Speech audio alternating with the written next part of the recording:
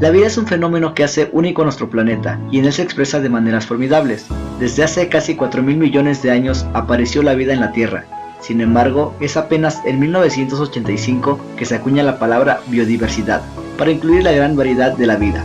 Especies, genes, ecosistemas, paisajes, procesos evolutivos, etc. En este video presentaré 4 aspectos importantes de la misma, los cuales son países megadiversos, centro de diversidad lingüística, centro de origen de plantas y animales y hotspots o también conocidos como puntos calientes de la biodiversidad. También hay una comparación y encontraremos similitudes y diferencias de las mismas en todos los países del mundo. Países megadiversos. Recordemos que los países megadiversos son aquellos que poseen una mayor cantidad y diversidad de animales y plantas. Para algunos autores el grupo lo integran 12 países, los cuales son México, Colombia, Ecuador, Perú, Brasil, Congo, Madagascar, China, India, Malasia, Indonesia y Australia. Otros suben la lista más de 17, añadiendo a Papúa de Guinea, Sudáfrica, Estados Unidos, Filipinas y Venezuela. México es uno de los 3 países megadiversos junto con Estados Unidos y Colombia, con litorales tanto en el Atlántico como en Pacífico. A continuación, les mostraré un mapa de cómo es su distribución en la Tierra. Como pueden observar, están marcados en color rojo y con sus respectivas banderas. Es sorprendente, ¿no? Cómo algunos países, a pesar de sus grandes extensiones de tierra, no son catalogados como megadiversos. Y esto se debe a que para que sean catalogados como megadiversos deben de cumplir una serie de características, tales como son la posesión geográfica, diversidad de paisajes, aislamiento, historia evolutiva y cultura, por mencionar algunas. Ahora bien, hagamos una comparación entre estos países megadiversos. En la siguiente tabla están ordenados de acuerdo a su riqueza de biodiversidad, para lo cual se tomó en cuenta el número de plantas vasculares, el número de mamíferos, aves, reptiles y anfibios.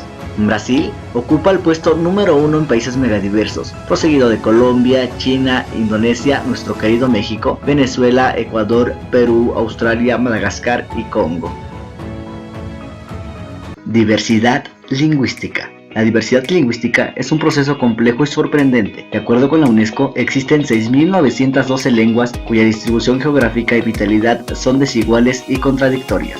De este total, 95% es hablado por tan solo 4% de la población mundial. Actualmente, la lengua más hablada es el chino mandarín, con un total de 836 millones de hablantes. Le sigue el español, el inglés, el hindú urdo, el árabe, el ruso, francés, bengalí y el portugués. Como podemos ver, un gran número de personas habla un número muy pequeño del total de idiomas que hay en el mundo. Por otro lado, en países como Nigeria, cuya población es de casi 166 millones y cuya superficie es casi la mitad que la de México, se habla un total de 516 lenguas. En Camerún, con apenas 22 millones de habitantes y una superficie 5 veces menor que la de México, se hablan 280 lenguas. Y en Papúa de Guinea, con una población de 700 millones de habitantes, se hablan 876 lenguas. En América tenemos el caso de Brasil, donde se hablan 274 lenguas diferentes, además de las lenguas de migración, y el de Bolivia, donde el número varía según la fuente,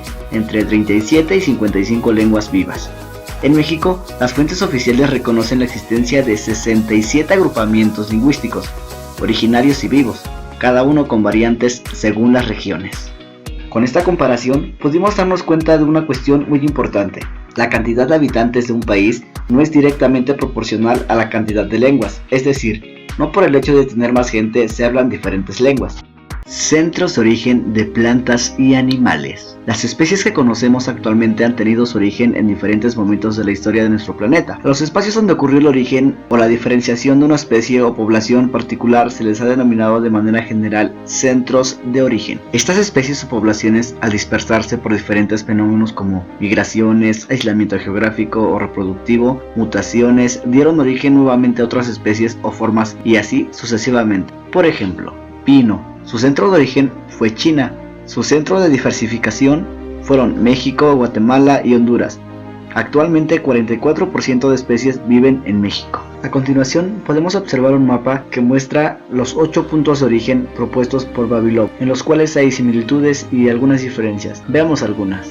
Si conocemos algunos datos acerca del número de especies domesticadas en cada punto de origen, podremos identificar que Mesoamérica es de los centros de origen con mucho más especies domesticadas en comparación con Etiopía, puesto que en Mesoamérica se conocen demasiadas especies que han sido domesticadas, y las que faltan por descubrir. Si vamos un poco más a fondo encontraremos también algunas similitudes en especies domesticadas.